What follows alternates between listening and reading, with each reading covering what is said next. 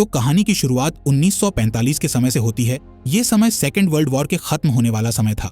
यहाँ हम एक जापानी फाइटर प्लेन देखते हैं जिसे कोइची नाम का पायलट उड़ा रहा था। इस प्लेन में अचानक से कोई खराबी आ जाती है, इसलिए कोइची एक आइलैंड पर प्लेन को लैंड करता है। दरअसल इस आइलैंड पर रिपेयर बेस था जहाँ सभी प्लान्स को सुधारा जाता था। यहाँ कोइची ताचिबाना नाम के मैकेनिक से अपने प्लेन को सुधारने का कहता है। जब ताचिबाना प्लेन को चेक करता है तो उसे पता चलता है कि प्लेन में कोई खराबी नहीं है, जिससे वो समझ जाता है कि कोइची ने अपने आखिरी मिशन को ना करने के लिए प्लेन के खराब होने का बहाना बनाया है। इसलिए ताचिबाना कोइची के पास जाता है और उससे कहता है कि मैं जानता हूँ कि तुमने मिशन ना करने के लिए प्लेन के खराब होने का बहाना बनाया है। दरअसल कोइची को जो मिशन दिया गया था उसमें उसकी जान जाने वाली थी, इसलिए उसने मिशन को छोड़ने का डिसीजन लिया था। यहाँ कोइची ताचिबाना से घबराकर उससे दूर चला जाता है और समुद्र के किनारे बैठ जाता है। तब एक मैकेनिक उसके पास आता है और उससे कहता है कि तुमने जो किया वो सही किया, क्योंकि इस मिशन में तुम्हारी जान जाने वाली थी। थोड़ी देर बाद कोइची समुद्र में कुछ मछलियों को देखता है जो कि मरी हुई थी, जिससे उसे बहुत अजीब लगता है, लेकिन वो इस बात पर ज्यादा ध्यान नहीं देता है। इसी तरह रात हो जाती है और कोइची बेस पर आ जाता है, जिस दौरान वहाँ इमरजेंसी अलर्ट बजने लगता है, जिससे सबको लगता है कि दुश्मन उन पर हमला करने वाले हैं। लेकिन सर्च लाइट से आसपास देखने पर उन्हें एक बहुत ही बड़ा क्रीचर दिखता है जो कि समुद्र से उनकी ओर आ रहा था। इस क्रीचर का नाम गॉडजिला है, जो दिखने में बहुत खतरनाक होता है। सभी लोग उसे देखकर चौंक जाते हैं और उससे बचने के लिए छिपने लगते हैं। इस बीच ताचिबाना कोइची से कहता है कि तुम एक फाइटर हो और तुम्हें अपने प्लेन में बैठकर गॉडजिला पर हमला करना चाहिए। इसलिए कोइची अपने प्लेन में जाकर बैठ जाता है, लेकिन जैसे ही गॉडजिला उसके सामने आता है तो वो बहुत घबरा जाता है और डर के कारण गोलियां नहीं चला पाता है। ये देख ताचिबाना और उसके साथी अपनी गन से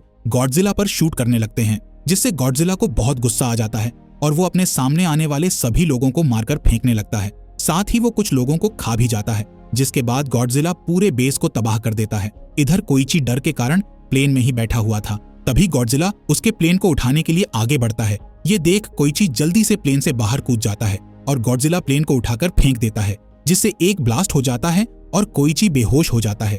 अगली सुबह जब कोइची को होश आता है तो वो देखता है कि उसके सभी साथी मर गए हैं, पर ताचिबाना किसी तरह बच गया था और सभी को बॉडीज को एक जगह पर लाकर रख रहा था। जब ताचिबाना कोइची को देखता है तो वो उस पर बहुत गुस्सा होता है और उससे कहता है कि अगर तुम गॉडजिला पर हमला करते तो हमारे साथियों की जान बच सकती थी। इससे कोइची को बहुत दुख होता है। अब वॉर खत्म हो जाता है और सभी सैनिक अपने अपने घर निकल जाते हैं। साथ ही कोइची भी अपने घर आ जाता है, जहां वो देखता है कि वॉर के कारण सब कुछ तबाह हो गया है और उसका घर भी पूरा टूट गया है। तभी उसकी पड़ोसी सुमिको उसे देखती है और उससे कहती है कि आखिर तुम वॉर में बच कैसे गए? जरूर तुम अपनी जान बचाने के लिए छिप गए होगे। इसके बाद सुमिको दुखी होते हुए कोइची को बताती है कि एक ब्लास्ट में तुम्हारे पेरेंट्स और मेरे सभी बच्चे मारे गए। अपने पेरेंट्स के मरने की खबर सुनकर कोइची पूरी तरह टूट जाता है और बहुत दुखी हो जाता है। कुछ दिनों बाद हम कोइची को बाजार में देखते हैं, जहां पुलिस कंबल चुराने वाली एक लड़की का पीछा कर रही होती है। इस लड़की के पास एक छोटी बच्ची भी थी। तभी कोइची उस लड़की के सामने आ जाता है। तब वो लड़की कोइची को अपनी बच्ची देकर वहां से भाग जाती है। इसके बाद कोइची उस बच्ची को लेकर वहां से जाने लगता है, जिस दौरान वो लड़की कोइची के पास आ जाती है, जिसे देख कोइची उसका नाम पूछता है, जिस पर वो लड़की अपना नाम नोरिको बताती है। अब कोइची वहां से जाने लगता है। तब नोरिको कोइची के पीछे पीछे उसके घर तक आ जाती है और आज रात उसके घर पर रहने का कहती है। यहाँ नोरिको बताती है कि मेरी शादी नहीं हुई है और ये बच्ची मेरी नहीं है। दरअसल इस बच्ची की माँ ब्लास्ट के दौरान मारी गई और उसने मरने से पहले मुझे अपनी बच्ची को सौंप दिया। इसलिए मैंने इसे पालने का डिसीजन लिया, क्योंकि मैं एक अनाथ हूँ और मैं इस बच्ची का दर्द समझ सकती हूँ। यहाँ कोइची नोरिको से कहता है कि वो डिनर करने के बाद यहाँ से चली जाए, लेकिन नोरिको बातें करते हुए कोइची के घर में ही सो जाती है। अगले दिन कोइची की पड़ोसी सुमिको कोइची से नोरिको और उसकी बच्ची के बारे में पूछती है। तब कोइची उसे सारी बात बताता है, जिससे सुमिको को उस बच्ची के ऊपर दया आ जाती है। इसलिए वो उस बच्ची की देखभाल करने के लिए नोरिको की मदद करना शुरू कर देती है। यहाँ तक कि वो कोइची को चावल से भरा हुआ एक बैग देती है ताकि वो उस बच्ची को ठीक से खाना खिला सके। इसी तरह एक साल गुजर जाता है। तब एक दिन कोइची नोरिको को बताता है कि उसे एक गवर्नमेंट नौकरी मिली है, जिसमें उसे समुद्र की गहराई में जाकर दुश्मनों द्वारा बिछाए गए माइन बॉम्ब को ढूंढना है और उन्हें हमेशा के लिए खत्म करना है, जिसके लिए मुझे अच्छे पैसे मिलेंगे। जिस पर नोरिको कहती है कि ये काम बहुत खतरनाक है, लेकिन कोइची उसे बताता है कि हमारे पास अपना पेट भरने का यही एक तरीका है। अगले दिन जब कोइची अपने काम पर जाता है तो उसे पता चलता है कि गवर्नमेंट ने उन्हें मामूली से हथियार और एक बोट दी है, जबकि नौकरी देने से पहले कोइची को अच्छे हथियार और अच्छी बोट देने का वादा किया गया था। यहाँ कोइची की मुलाकात डॉक्टर केंजी से होती है, जो कि नावी साइंटिस्ट रह चुके हैं और अभी इस मिशन को लीड कर रहे होते हैं। इसके अलावा यहाँ कैप्टन सेजी और शीरो भी थे, जो कि कोइची की तरह वॉर में जिंदा बच गए थे। इसके बाद सभी बोट लेकर समुद्र के बीच आ जाते हैं, जहाँ सेजी कोइची को काम के बारे में सारी बातें समझाता है।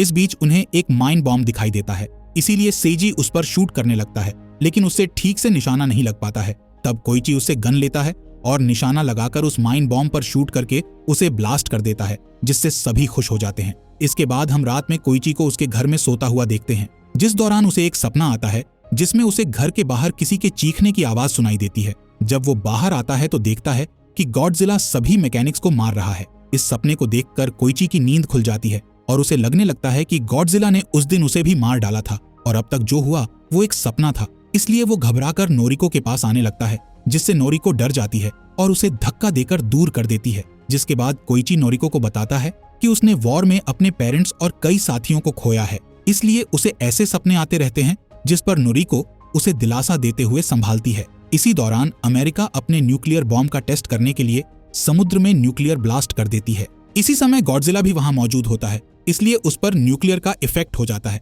जिससे वो और भी ज्यादा पावरफुल हो जाता है। कुछ समय बाद हम कोइची को देखते हैं, जो अपनी नौकरी से अच्छे पैसे कमा चुका होता है, जिससे वो एक बाइक भी खरीदता है और अपने घर को ठीक करवा लेता है।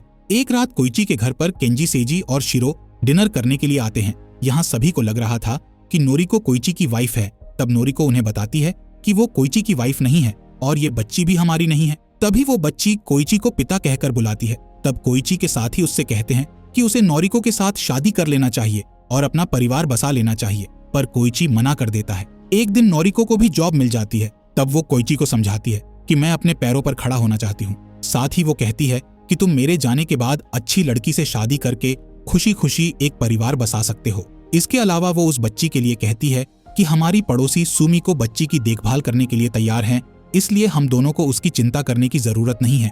इस बीच सबको पता चलता है कि अमेरिका के न्यूक्लियर टेस्ट के कारण गॉडजिला बहुत पावरफुल हो चुका है और वो जापान की तरफ आ रहा है, जिसे पहुंचने में सिर्फ एक ही हफ्ता लगेगा। अगले दिन कोइची अपने साथियों के साथ काम पर जाता है। तब उन्हें समुद्र में एक बड़ा सा अमेरिकी शिप मिलता है, जो पूरी तरह से तबाह हो गया था। तभी कोइची की नजर पानी में मरी हुई मछलियों पर जाती है, जिससे वो समझ जाता है कि गॉडजिला उनके आसपास ही है और उसी ने अमेरिकी शिप का ये हाल किया है। अब कोइची अपने साथियों को गॉडजिला के बारे में बताता है, जिससे शीरो बहुत डर जाता है, क्योंकि उनकी छोटी बोट से गॉडजिला से नहीं लड़ा जा सकता था। इसीलिए वो यहाँ से भागने का सोचते हैं, पर उसी समय गॉडजिला पानी से बाहर निकलता है और उनकी ओर बढ़ने लगता है। तब केंजी और कोइची पानी में माइन बॉम्ब को फेंकते हैं ताकि वो गॉडजिला के ऊपर ब्लास्ट कर सके, लेकिन गॉडजिला पर माइन बॉम्ब का कोई असर नहीं होता है। इसलिए कोइची उस पर मशीन गन से शूट करने लगता है, लेकिन गोलियों का भी गॉडजिला पर कुछ असर नहीं हो रहा था। जिसके बाद केंजी एक और बॉम्ब पानी में डाल देता है, पर उस बॉम्ब को ब्लास्ट करने वाला तार टूट जाता है। इसीलिए कोइची उस बॉम्ब पर शूट करके उसे ब्लास्ट करने की कोशिश करता है, जिस दौरान बॉम्ब गॉडजिला के मुंह के पास चला जाता है और वो कोइची की गोली से ब्लास्ट हो जाता है, जिससे गॉडजिला की एक आंख और उसके मुंह का बड़ा हिस्सा टूट जाता है। पर थोड़ी ही देर में गॉडजिला के घाव ठीक हो जाते हैं और वो गुस्से में पानी से बाहर निकलकर बोट पर हमला करने लगता है। इसी दौरान वहां जापान की आर्मी आ जाती है और गॉडजिला पर अंधाधुंध गोलियां चलाने लगती हैं, जिससे गॉडजिला और भी ज्यादा गुस्से में आ जाता है और आर्मी वाली शिप पर हमला कर देता है। पर आर्मी उस पर गोलियां चलाना बंद नहीं करती है। इतनी गोलियां लगने के बाद गॉडजिला बहुत घायल हो चुका था, इसलिए वो समुद्र में चला जाता है और फिर अचानक से बाहर आकर आर्मी की शिप को एक पल में खत्म कर देता है। जिसके बाद गॉडजिला दहाड़ता हुआ टोक्यो शहर की ओर जाने लगता है, जहां नोरिको ने अभी अभी जॉब ज्वाइन की थी। कुछ समय बाद हम कोइची को एक हॉस्पिटल में देखते हैं। वो अपना इलाज कराकर घर जाता है। तब नोरिको उसकी हालत देखकर बहुत दुखी होती है और उससे सवाल करने लगती है कि आखिर तुम इतने परेशान क्यों रहते हो और मुझे कुछ बताते क्यों नहीं हो? क्या तुम मुझे कुछ भी नहीं मानते? तब कोइची नोरिको को मरे हुए मैकेनिक्स की तस्वीरें बताता है और कहता है कि ये सब मेरी वजह से मरे हैं। अगर मैं उस दिन गॉडजिला को मार देता तो मैं इनकी जान बचा सकता था। कोइची की बातें सुनकर नोरिको उसे समझाती है कि इसमें तुम्हारी कोई गलती नहीं है, आखिर तुम भी एक इंसान हो और तुम्हारा डरना जायज है। अगले दिन गॉडजिला टोक्यो शहर के पास पहुंच जाता है, जहां आर्मी शिप उसे रोकने के लिए उस पर हमला करने लगती है, पर गॉडजिला पर कोई असर नहीं हो रहा था। यहाँ कोइची घर में होता है। तब उसे रेडियो से पता चलता है कि गॉडजिला टोक्यो शहर की ओर बढ़ रहा है, इसलिए कोइची को नोरिको की चिंता होने लगती है। दूसरी ओर गॉडजिला टोक्यो पहुंच जाता है और तबाही मचाने लगता है। इसी बीच उसे एक ट्रेन दिखाई देती है, जिसे वो उठाकर तोड़ने लगता है, इसी ट्रेन में नोरिको भी होती है, जो कि अपनी जान बचाने के लिए पानी में कूद जाती है।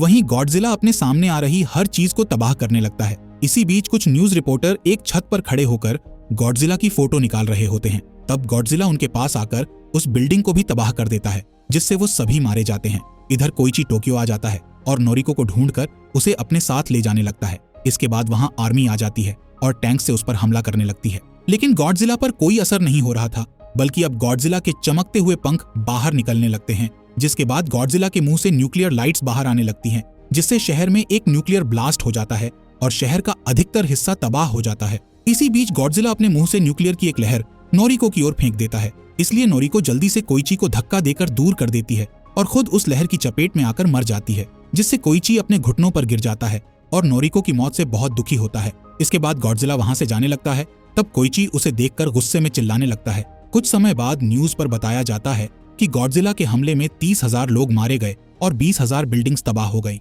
इधर सभी नोरिको की मौत से दुखी थे, जिस दौरान केंजी कोइची को बताते हैं कि गवर्नमेंट ने गॉडजिला को मारने के लिए हमारे जैसे लोगों को चुना है। इसके बाद कोइची और उसके साथी एक मीटिंग में जाते हैं, जहां आर्मी कैप्टन ने उन लोगों को बुलाया था जिन्हें गवर्नमेंट ने गॉडजिला को मारने के लिए चुना था। यहाँ कैप्टन सभी से कहता है कि हमारी कोई भी मदद करने वाला नहीं है, इसलिए हमें खुद मिलकर गॉडजिला को मारना होगा। तभी केंजी अपना प्लान बताते हुए कहता है कि हमें समुद्र के सबसे गहरे हिस्से के ऊपर गॉडजिला को बुलाना होगा और उसके शरीर के अलग अलग पार्ट्स पर गैस सिलेंडर्स बांधने होंगे, ताकि वो पानी से ऊपर ना आ पाए और हमेशा के लिए समुद्र की गहराई में चला जाए। यानी कि गॉडजिला को 1500 मीटर की गहराई तक डुबा दिया जाएगा, जिससे उसकी मौत हो सकती है। तब कोइची उससे पूछता है कि क्या ये प्लान गॉडजिला को सच में मार देगा, जिस पर केंजी कहता है कि मैं इसकी गारंटी नहीं दे सकता, लेकिन मेरे पास एक दूसरा प्लान भी है। केंजी अपना दूसरा प्लान बताते हुए कहता है कि जब सिलेंडर्स गॉडजिला को गहराई में ले जाएंगे, तब सिलेंडर से बड़े बड़े बलून्स बाहर आने लगेंगे, जिससे गॉडजिला गहराई में जाने के बाद अचानक ऊपर आने लगेगा और वो पानी का प्रेशर बर्दाश्त नहीं कर पाएगा। तभी हम उस पर बॉम्ब से अटैक कर देंगे, जिससे उसकी मौत हो जाएगी। केंजी का ये प्लान बहुत से लोगों को अच्छा नहीं लगता है, इसलिए वो वहां से चले जाते हैं। लेकिन ज्यादातर लोग उसके इस प्लान में साथ देना चाहते हैं, क्योंकि वो अपने देश को बचाने के लिए एक साथ काम करना चाहते हैं। अब कोइची और उसके तीनों साथी एक बार में बैठे होते हैं, जहां केंजी अपने साथियों को बताता है कि हम गॉडजिला को अपने ट्रैप में फंसाने के लिए उसकी दहाड़ वाली रिकॉर्डिंग चलाएंगे, जिसे सुनकर वो टोक्यो शहर में आ जाएगा और हम उसे अपने ट्रैप में फंसाना शुरू कर देंगे। तभी कोइची कहता है कि मुझे एक फाइटर प्लेन चाहिए, ताकि जब गॉडजिला शहर में आए तो मैं उसके ऊपर अटैक करके उसका ध्यान तुम लोगों से दूर कर सकूं। तब केंजी बताता है कि उसके पास एक फाइटर प्लेन है, लेकिन उसे ठीक करने के लिए किसी मैकेनिक की जरूरत है। ये सुन कोइची को तचिबाना का ख्याल आता है, इसलिए वो उसे ढूंढने का सोचता है, लेकिन उसे तचिबाना का एड्रेस नहीं मिलता है। इसलिए वो हर एड्रेस पर लाटर भेजना शुरू कर देता है, ताकि किसी तरह तचिबाना तक लाटर पहुंच जाए। एक दिन कोइची पर अचानक से कोई हमला कर देता है, जिससे वो बेहोश हो जाता है। जब उसे होश आता है तो उसके सामने तचिबाना होता है। दरअसल तचिबाना ने ही कोइची पर हमला करके उसे बेहोश किया था और अपने साथ घर ले आया था। यहाँ तचिबाना कोइची के भेजे हुए लेटर्स से गुस्सा होता है, क्योंकि कोइची ने लेटर्स में लिखा था कि आइलैंड पर जितने लोग मरे थे उसका जिम्मेदार तचिबाना है। दरअसल कोइची ने इस तरह के लेटर्स इसलिए लिखे थे ताकि तचिबाना को गुस्सा आ जाए और वो उसे ढूंढते हुए उसके पास पहुंच जाए। खैर, यहाँ कोइची तचिबाना से गॉडजिला को जान से मारने का प्लान बताता है और कहता है कि मैं अपनी गलती सुधारना चाहता हूँ और गॉडजिला को मारकर हम देश में रहने वाले सभी लोगों की जान बचा सकते हैं। ये सुनकर तचिबाना उसकी हेल्प करने के लिए मान जाता है, जिसके बाद सभी लोग गॉडजिला को मारने वाले मिशन की तैयारी करने लगते हैं। तब केंजी सभी लोगों को अपने परिवार के साथ एक रात बिताने का कहता है, क्योंकि इस मिशन में उनकी जान भी जा सकती है। यहाँ केंजी और सेजी शिरो से मिशन पर ना आने का कहते हैं, क्योंकि वो पहले से ही घायल होता है, लेकिन शिरो मिशन पर जाने के लिए जिद करने लगता है। इस बीच तचिबाना प्लेन को सही करने का काम कर रहा होता है। वहीं कोइची अपने घर पर होता है। तब उसकी बच्ची उसे एक पेंटिंग देती है, जिसमें उसने कोइची और नोरिको को बनाया होता है। पेंटिंग देने के बाद वो बच्ची रोने लगती है और कोइची से कहती है कि उसे नोरिको की याद आ रही है। ये सुन कोइची भी उदास हो जाता है, जिसके बाद वो बच्ची को सुला देता है और उसके पास एक लैटर रखकर घर से निकल जाता है। अगली सुबह जब बच्ची उठती है तो वो लेटर सुमिको को दे देती है। लेटर खोलने पर सुमिको को कुछ पैसे मिलते हैं और उस लेटर में लिखा होता है कि तुम्हें बच्ची का ध्यान रखना है, जिससे सुमिको समझ जाती है कि कोइची ऐसे मिशन पर गया है जहां से जिंदा वापस लौटने के बहुत कम चांस है। इधर तचिबाना कोइची को बताता है कि उसने प्लेन को सही करके उसके कुछ पार्ट्स को बदल दिया है। इसके अलावा उसने प्लेन में सभी हथियार फिट कर दिए हैं। अब तचिबाना कोइची को मोटिवेट करने के लिए उसे याद दिलाता है कि किस तरह गॉडजिला ने उनके मैकेनिक साथियों और नोरिको को मार डाला था।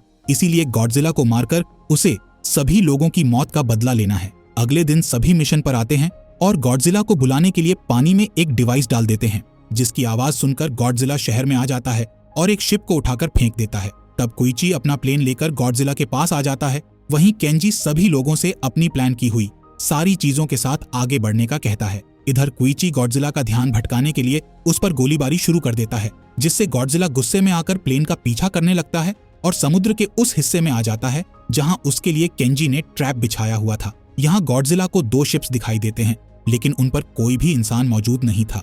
गॉडजिला अपनी न्यूक्लियर लाइट से शिप्स पर अटैक करके ब्लास्ट कर देता है, जिससे गॉडजिला को भी चोट आ जाती है। इसी बीच केंजी अपने प्लान के मुताबिक लोगों के साथ मिलकर सिलेंडर्स को पानी में डालने लगता है और केबल की मदद से वो गॉडजिला की बॉडी में सिलेंडर्स बांधने लगते हैं। इस दौरान कोइची लगातार गॉडजिला को गोली मार रहा होता है ताकि उसका ध्यान केंजी की शिप्स पर ना जाए। अब जैसे ही गॉडजिला न्यूक्लियर लाइट से हमला करने वाला होता है कि तभी सिलेंडर्स उसे पानी के अंदर ले जाते हैं, लेकिन इससे उसकी जान नहीं जाती है। इसलिए केंजी उसे वापस ऊपर लाने के लिए बलून्स को फुला देता है, लेकिन गॉडजिला बलून्स को फोड़ देता है। इसलिए केंजी और उसके लोग शिप्स में लगी क्रेन से गॉडजिला को खींचने की कोशिश करते हैं, जिससे उनकी एक क्रेन गिर जाती है। इसी दौरान शीरो कुछ लोगों के साथ वहां आ जाता है और गॉडजिला को खींचने के लिए केंजी की मदद करने लगता है। बड़ी मुश्किल से गॉडजिला दोबारा बाहर आता है और अब वो बहुत घायल दिखाई दे रहा होता है। इसके बाद गॉडजिला अपनी न्यूक्लियर लाइट बाहर निकालने लगता है, जिससे उसका शरीर पूरा नीला दिखाई देने लगता है। ठीक इसी समय कोइची अपना प्लेन सीधे गॉडजिला के मुंह में घुसा देता है,